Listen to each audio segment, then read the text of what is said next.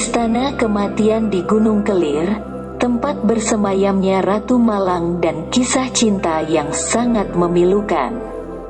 Makam yang dianggap wingit, keramat dan angker di Yogyakarta ini banyak didatangi peziarah baik dari Yogyakarta maupun luar Yogyakarta. Banyak pula yang datang untuk meminta pengasihan di tempat persemayaman Ratu Malang, yang kisahnya dikenal sangat memilukan ini.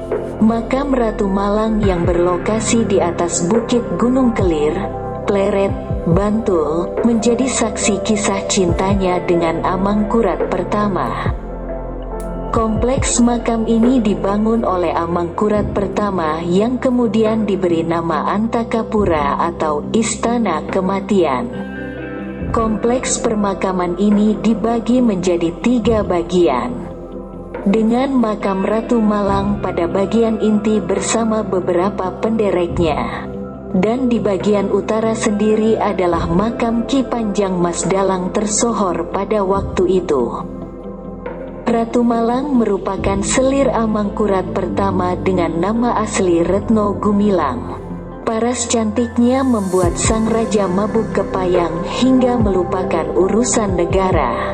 Bahkan, kehadirannya membuat selir lain tersingkir. Kegilaan cinta Amangkurat pertama membuat sang permaisuri dibuang ke Kauman. Kemudian, Ratu Malang diangkat untuk menggantikan posisi sang permaisuri. Karenanya, julukan Ratu Malang atau Ratu Wetan. Retno Gumilang saat itu merupakan istri dari Ki Dalang Panjang Mas.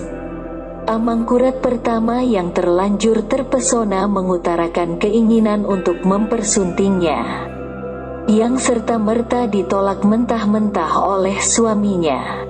Namun, Amangkurat pertama tetap kukuh pada pendiriannya.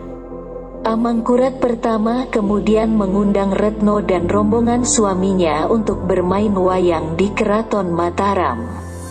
Seluruh sinden, pemain kendang, beserta dalang, diracun kecuali Retno Gumilang. Namun, cinta sejati Retno Gumilang pada suaminya membuatnya turut meminum racun dan meninggal seketika. Kematian Retno Gumilang sangat disesali betul oleh Amangkurat pertama. Tanpa diduga, liang kubur untuk Retno Gumilang konon mengeluarkan air yang tidak kunjung kering hingga 7 hari.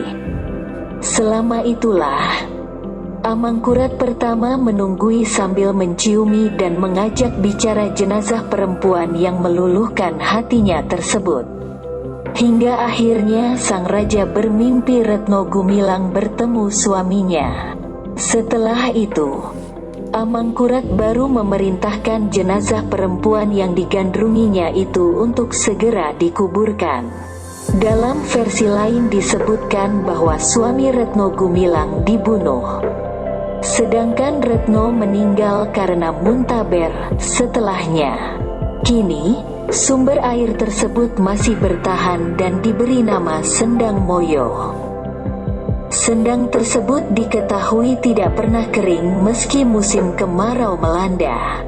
Hingga saat ini, kompleks permakaman Ratu Malang banyak didatangi masyarakat yang ingin berziarah. Banyak orang yang ziarah sering kesurupan karena keangkerannya dan tidak sopan saat berziarah. Tidak sedikit pula yang bersemedi untuk memohon pengasihan. Lalu, ada juga yang mandi di Sendang untuk mendapatkan ilmu pengasihan tersebut.